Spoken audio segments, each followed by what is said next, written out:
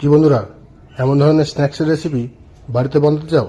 যদি বানাতে চাও তাহলে আজকের রেসিপিটা পুরোটাই দেখতে থাকো।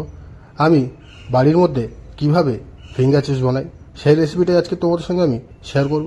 তাহলে চলো আজকে ভিডিও শুরু করা যাক। ফিঙ্গার চিপস রেসিপি বানাবার জন্য আমি এখানে নিয়েছি 4টে বয়েলড আলু। আর আলুটাকে গ্রেটারের মাধ্যমে এইভাবে গ্রেট করে নেব। সবকটা আলু গ্রেট করার পরে ওতে আমরা মশলা মাখাবো। সামান্য পরিমাণে লবণ, একদম স্বাদ মতো, আর দেব 1 চামচ চিলি ফ্লেক্স, হাফ চামচ গোলমরিচের গুঁড়ো, হাফ চামচ ওরেগানো, আর সামান্য পরিমাণে গরম মশলা দিয়ে এটাকে আমরা ভালো করে মাখিয়ে নেব। তারপরে 3-4টে ব্রেড নিয়ে ঠিক এইভাবে সাইডগুলো কেটে নিয়ে ভালো করে গুঁড়ো করে নেব।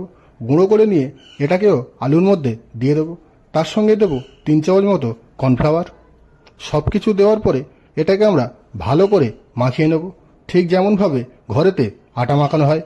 পুরো মিশ্রণটা রেডি হয়ে যাওয়ার পরে এটাকে আমরা একটা পাত্রের মধ্যে রেখে ঠিক এইভাবে তেল লাগিয়ে নিয়ে আলুটাকে পুরোটাই এমনভাবে দিয়ে দেব। তারপরে একটা বেলনার সাহায্যে ঠিক এইভাবে বেলে নিতে হবে হালকা হাতে। তারপরে 4 সাইড কেটে নিয়ে ভালো করে সমান করে নিতে হবে। সমান করে নেওয়ার পরে ঠিক এইভাবে আলুগুলোকে পিস করে নিতে হবে।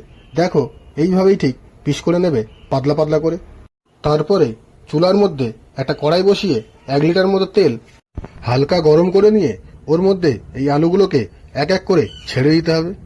ছেড়ে দেওয়ার পরে মোটামুটি 5 মিনিট মতো মিডিয়াম ফ্লেমে ভেজে নিলেই রেডি হয়ে যাবে আমাদের আজকের রেসিপি ফিঙ্গার চিপস। তাহলে বন্ধুরা, আজকের এই রেসিপিটা এত দূরই। কেমন লাগলো অবশ্যই কমেন্ট করে জানাবে।